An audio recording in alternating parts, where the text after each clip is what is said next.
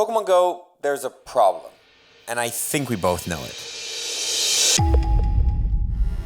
You see, Pokemon Go is a free-to-play game, but add-on ticket prices this season, excluding major events, has been the highest we've ever seen in Pokemon Go.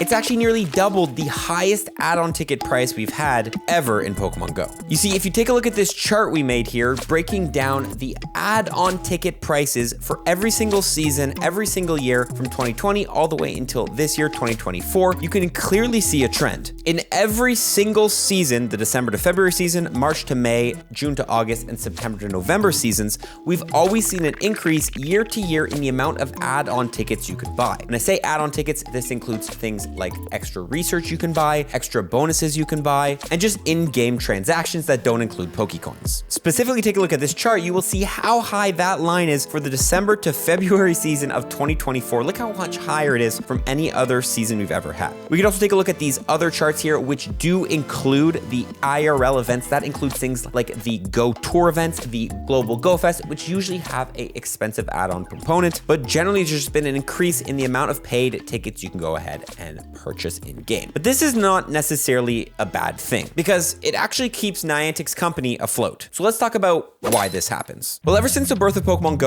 Go has been a game that is purely free, but you can have in-game transactions to speed up your progress. But there has been two distinct time periods in the history of Pokemon Go when the revenue has started to drop for the company and they've started to become creative with how they make their money. The first one is going to be in 2020 when the pandemic hit. This was obviously a global catastrophe for all companies in the world and revenue dropped tenfold. So during the pandemic, Niantic needed to go ahead and find new ways to go ahead and make income. Their first and obviously most successful was remote raids. The introduction of remote raids, a raid system where you could buy these exclusive remote raid passes for in-game Pokecoins and invite your friends to the raids you're doing. This was a big success for Niantic and increased their revenue by a bunch, gaining a revenue of 918 million in 2020 and 880 million in 2021. Do note, however, these revenue stats are not perfectly accurate because Niantic does not have to disclose how much money they make every year, so websites try to make predictions for us. Now, remote raids, though, were not the only new thing Niantic introduced during the pandemic, because in April of 2020, during App Community Day, Niantic introduced something into the game that would become a mainstay,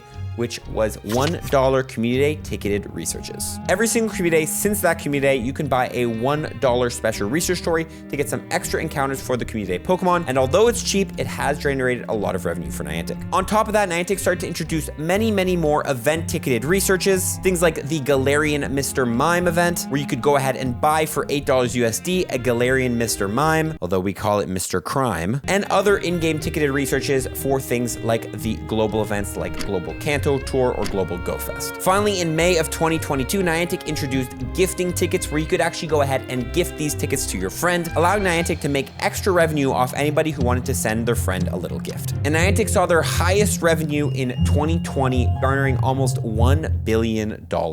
But as we know, this wouldn't last forever. In April of 2023, 3 years after all these features were introduced into Pokemon Go, Niantic decided to make a decision to nerf the remote raids. Yes, once the most popular feature in Pokemon Go became dead in under 24 hours. Niantic stated since their introduction in 2020, remote raids have come to dominate the player experience of playing Pokemon Go in a way we never intended. They then went ahead to limit remote raids to a maximum of 5 per day and drastically increased their price point. The goal on Niantic's side was to get less people doing remote raids and more people outside meeting up with the community. And although this took a huge hit to Niantic's revenue, they thought that it was the best thing they can go ahead and do to try to bring more life back into Pokemon Go in the real world. And this comes in to the second point in history where Niantic had to make a change. You see, last year in 2023 was Niantic's lowest revenue year. And based off prediction revenue websites, they made around $300 million, which obviously is still a lot. But compared to all the revenue they were bringing in during the pandemic, this wasn't a lot. However, the issue was Niantic had built their company out based on the income they were getting during the pandemic. And so by losing all that revenue, they couldn't really run their company and had to make up for it. And here's how they did it. Number one, they had huge layoffs. John Hankey in his Niantic organizational update stated that specifically, we will be closing our LA studio, reducing our game platform team, and making additional reductions across the company. As a result, we will be unsetting NBA All World and stopping all productions of Marvel World of Heroes. goes, this means we are laying off around 230 Niantics. However, although that would save them a lot of salary costs, Niantic still needed to make up for some revenue, so they tried some new tactics. This obviously included adding more tickets into the game, as we saw on those charts before, adding many more different add-ons you can go ahead and buy. From things like having 3 in-person global GoFest events to try to increase revenue through the summer, to also introducing city safaris. City safaris are something that Niantic loves, in which it's a GoFest, but it's only based in a city, for example, Barcelona.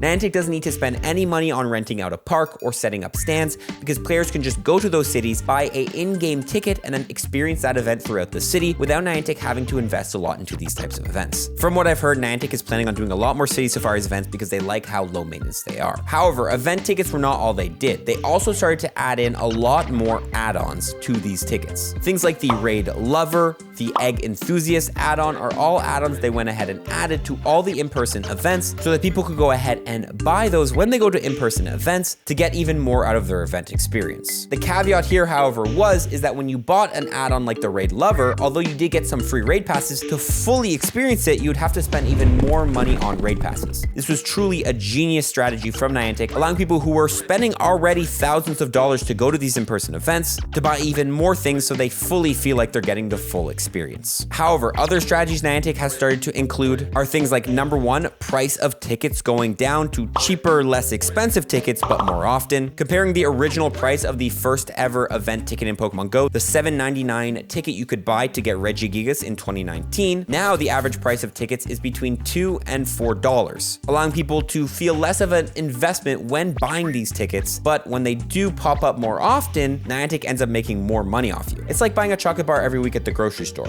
It's not expensive, so you don't mind doing it, but it does add up over time. Finally, Niantic started increasing the price of shop bundles. If you notice now, the average price of a bundle in the shop, although there are some cheap ones, is way higher. I've seen bundles for 7,000 Pokecoins, which although are a great deal, they're still a lot higher, getting players to have to invest more money if they want a good deal. However, where I think the problem comes in the most is going to be the following point. You see, certain bonuses in Pokemon Go in the past during events were completely free, but this last year, it changed. You see, certain events have iconic bonuses, in which these bonuses have been going down since the start of these types of events in Pokemon Go. One of them, for example, is going to be the holiday event, almost always getting a bonus of a free incubator when spinning Pokestops during that event. This was included in the Christmas 2016 event, the Holiday 2018, 2019, and the Holiday Part 2 2020 event. But this all changed in 2023. You see, in 2023, Niantic introduced a kind of battle pass in the month of December you could go ahead and buy for $5 USD. If you bought this ticket for the whole month of December, so not a bad value, every day when you spin a Pokestop, you would get a one-time single-use incubator. A bonus that was once free during the holiday event is now a paid thing going down throughout December. But that was not only it. We also have the bonus of, being able to hold more gifts or open more gifts during the holidays event. This bonus was included in the holiday event 2019, 2020, 2021, and 2022. But again, this bonus in 2023 was locked behind a paid monthly ticket. On top of that, you could buy this ticket for up to 3 months, I believe, so you could be spending $15 USD on bonuses that were once free in Pokemon Go. Yes, there's the argument of you get it for longer compared to what it would be for free, but still, it's something that was once free, now paid.